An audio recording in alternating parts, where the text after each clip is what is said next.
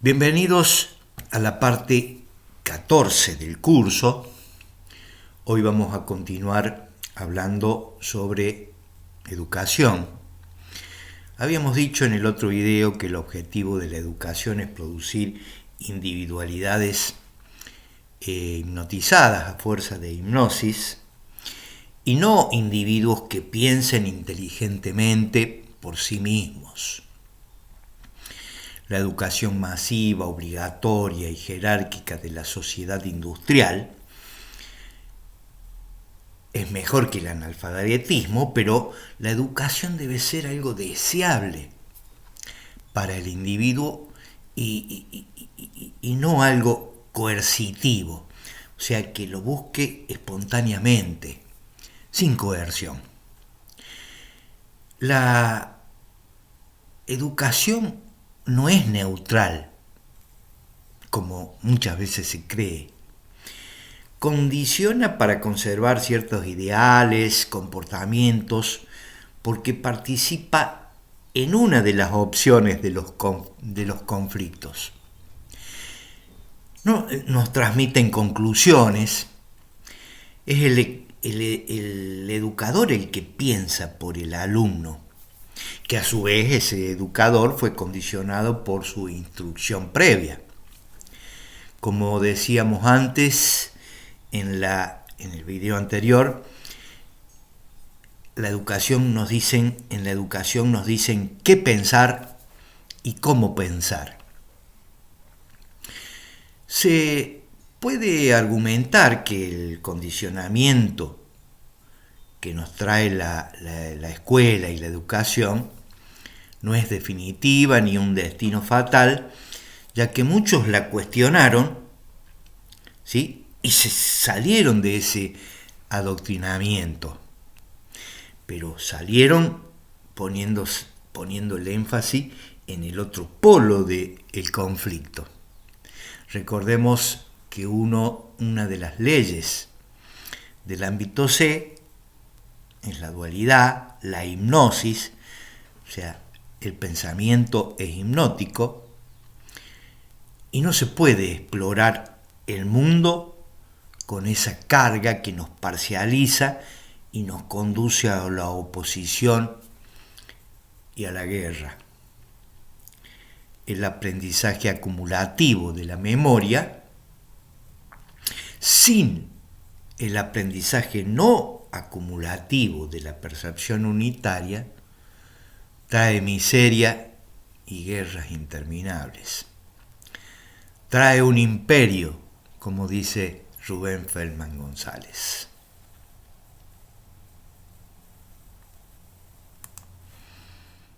Como vemos en la placa, algunas preguntas que podemos formularnos.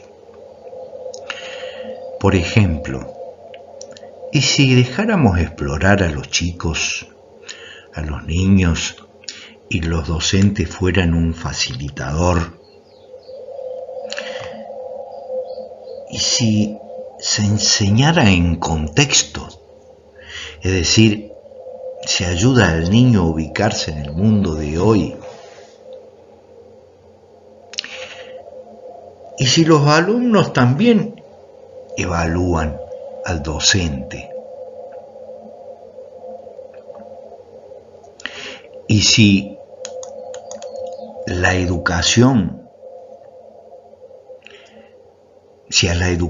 se le diera la misma importancia que la economía? Y una pregunta muy importante: ¿y si se introdujera la percepción unitaria en la educación? Hay algo paradójico que es que el origen de la palabra escuela significa descanso. Es paradójico, ¿no? Otra de las funciones que se le atribuye a la educación es lo que se llama el desarrollo moral, que consiste en la adquisición de una conducta socialmente aceptable y la internalización de normas y valores. El temor al castigo y mantener una conducta para recibir un premio son unos recursos que utiliza un recurso educativo que es muy frecuentemente utilizado. O sea, el control es un mecanismo frecuentemente utilizado para producir cambios en las conductas, y ese es otro modo, erróneo para producir transformaciones. Sus logros son precarios y sus efectos pueden ser dañinos. De este modo, a partir del control, en el mejor de los casos, el niño tendrá una temporaria transformación de la conducta que se ve, de la conducta visible. La idea de que lo controlado desaparece es ilusoria, y a veces el daño que ocurre es que agrega miedo al controlador y resentimiento. A veces lo controlado tiene sus escapes y eso controlado pasa a ser incontrolable, hasta que luego de un tiempo se restablece el control, se restablece un aparente equilibrio hasta la próxima irrupción. Y en estos casos, desde la educación se dice que hay que doblegar el control para que estos escapes no ocurran. Pero observar este movimiento en PU, donde desaparece la dualidad controlador-controlado, es entregarse a la inteligencia que está fuera de la jurisdicción de la voluntad personal, y entonces emerge una moral espontánea. También debemos mencionar la teoría del reforzamiento elaborada por Skinner, también conocida como el condicionamiento operante o condicionamiento instrumental, que intenta explicar la conducta humana en base a los estímulos del medio ambiente. Por ejemplo, si una niña o un niño va con su mamá al supermercado y empieza a llorar y pidiendo una golosina, si su madre accede a ese capricho y le compra la golosina para que deje de llorar, es muy probable que la próxima vez que van al supermercado, ella o ese niño hagan nuevamente un berrinche para conseguir esa golosina, mientras que si se limita ese comportamiento, en lo sucesivo no va a ocurrir esto de hacer un berrinche para lograr un determinado objetivo, como por ejemplo obtener una golosina. Rubén Feldman González comentó también que cuando habló con Skinner, le preguntó cuál era, qué buscaba esa teoría elaborada por él, y él le contestó, lograr un mundo sin pecado y sin errores. O sea, que condicionando la conducta humana y reforzando ese condicionamiento, se iba a obtener un mundo sin error y sin pecado. Sabemos hoy que se puede controlar o manipular la parte visible de la conducta, pero no resuelve el problema psicológico. O sea, se puede modificar la conducta, pero el problema psicológico sigue existiendo. ¿Sí? Vamos a recurrir a las expresiones del Tao Te Ching de Lao Tse, que dice: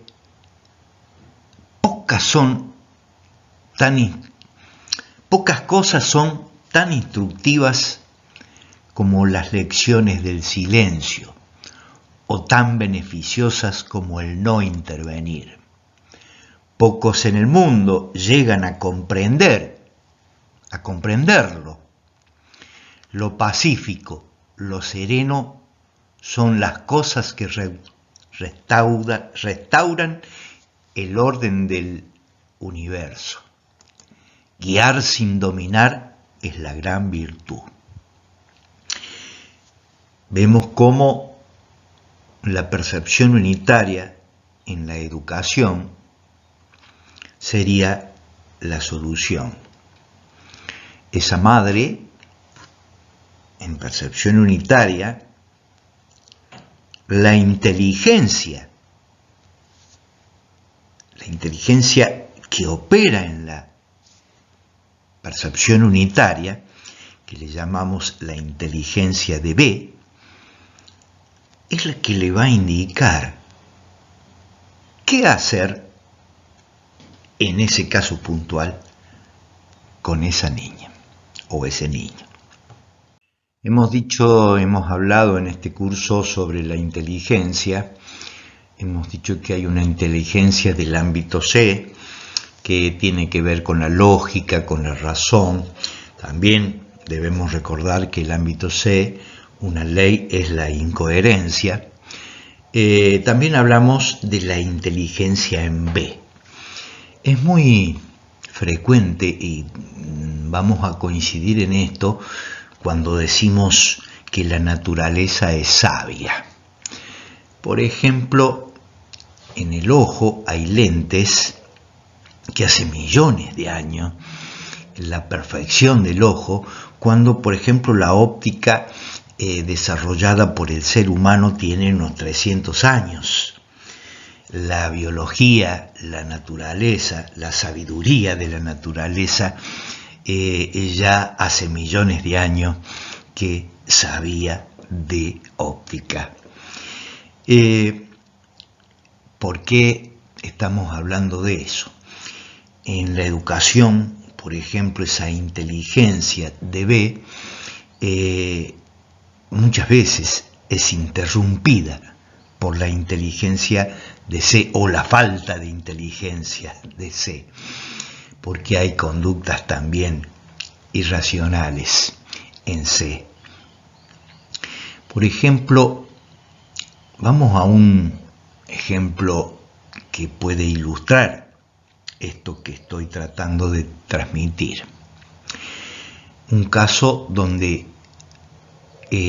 una familia, ¿sí?, donde alguien de la familia por error deja una escalera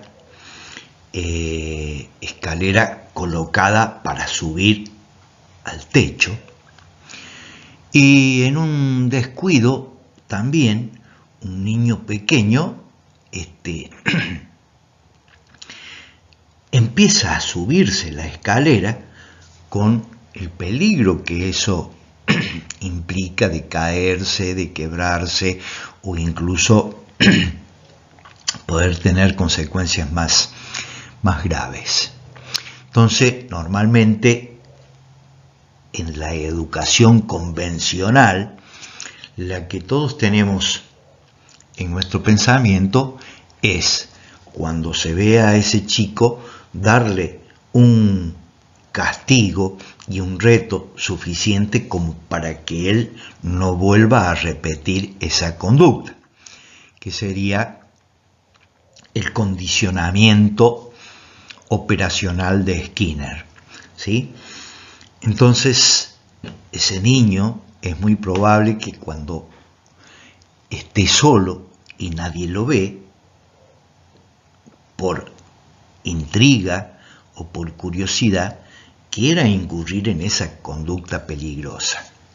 Entonces, si la mamá y el papá, en percepción unitaria, en la comunión de la percepción unitaria, lo hablan al chico y le dicen: mira, todas las veces que vos quieras subir al techo, que implica un riesgo para vos,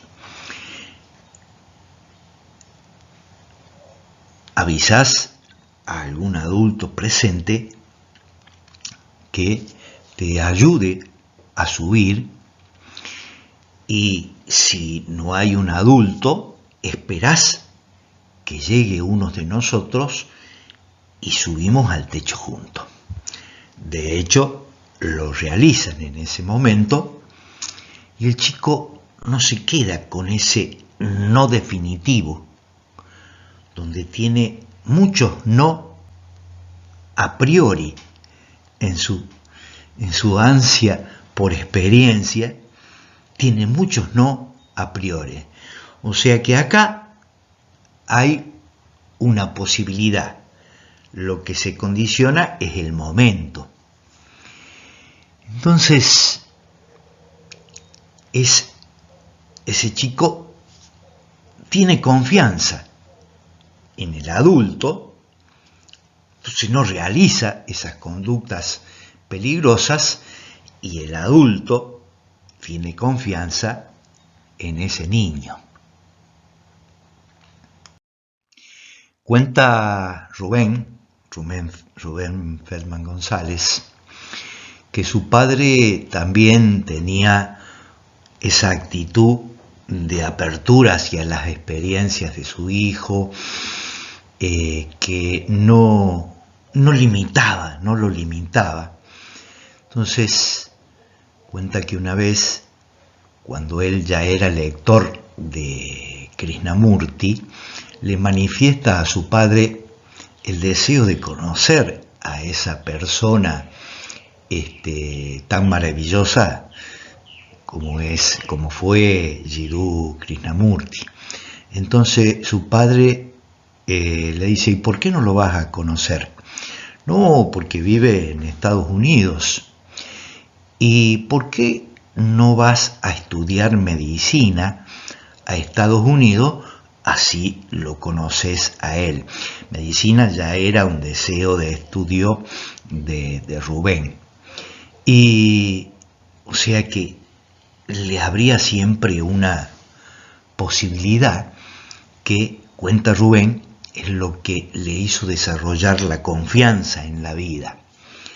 Y de ahí que él, estudió medicina en Rosario, Argentina, pero después terminó yendo a Estados Unidos y terminó conociendo a Jiddu Krishnamurti, con el que mantuvo una amistad de 10 o más años. Como lo importante en la educación, generar siempre esa actitud de posibilidad.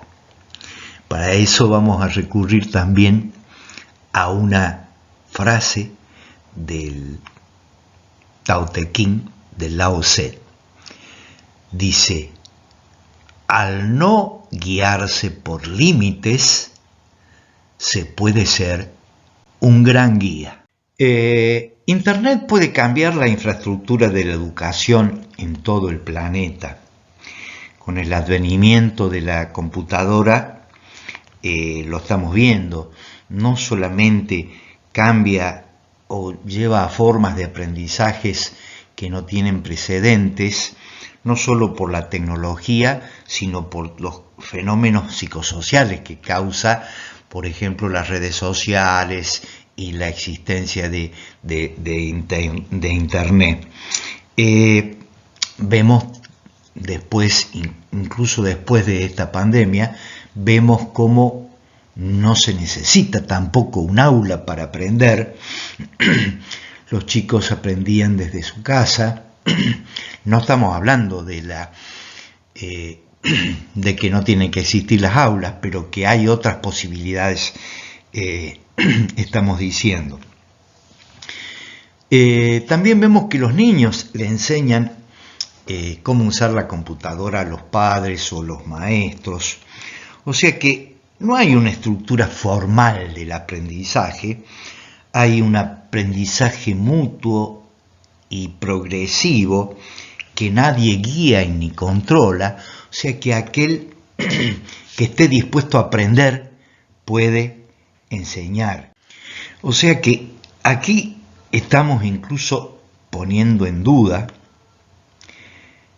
de que la necesidad de una educación obligatoria y masiva basada en que solo una persona enseña.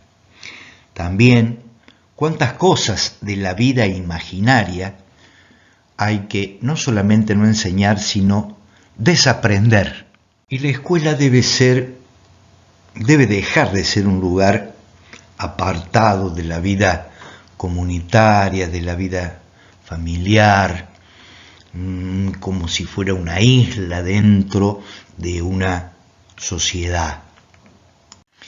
Y la estructura piramidal de la escuela, que responde todavía a las burocracias industriales, que nos enseña una forma de pensar obsoleta sobre la vida humana en general y nos ha hecho a aceptar ciegamente límites innecesarios y absurdos. Solo la percepción unitaria puede darnos la mente silenciosa, una mente profunda que ha cambiado profundamente. Y como vimos en este curso, el conocimiento es un movimiento en flujo que tomamos como si fuera fijo para comunicarlo sobre la realidad que también está en flujo. La realidad es indivisa y en flujo y no puede ser explicada meramente por partículas inventadas. Eso es lo que nos decía David Bohm. Y una teoría también nos decía que una teoría es una manera de mirar al mundo y no una forma de saber cómo realmente es el mundo. Aprender a cada instante es lo más importante, incluso más importante que repetir lo que otros hayan dicho, no importa lo sabio que eso sea. Al hablar de educación no podemos omitir de mencionar la violencia, porque la vida egocéntrica que nos trae la vida imaginaria que nos han obligado a vivir, no vemos la ira y la violencia, sino que imaginamos sus causas, nos justificamos diciendo que tiene origen en el condicionamiento animal o el condicionamiento cultural. Decimos que la violencia, la ira, tiene sus causas genéticas o epigenéticas, psicosociales y moleculares, y esa ira violenta regresa diariamente varias veces. Aunque querramos ser pacíficos, aunque querramos salir de esa violencia, se trata de ver esa reacción de ira violenta en percepción unitaria. Significa suspender la reacción, no expresarla ni reprimirla, sino observar en percepción unitaria. Para terminar, voy a leer un párrafo de este libro que es La completa encarnación de Rubén Feldman González, que se puede conseguir en forma gratuita en Holoquinesis Libro. Y dice así: tiene que estar claro que si bien se necesitan nuevos modelos y métodos educativos, estos deben estar supeditados a la percepción unitaria. Sin la intervención de este nuevo factor psiconeurológico de alta energía, repetiremos los mismos ciclos de violencia en que hemos caído los seres humanos a lo largo de todas de nuestra historia y prehistoria. Bien, acá vamos a dejar. En el próximo video hablaremos de terapia holoquinética y las relaciones entre los seres humanos. Dejamos aquí. Gracias.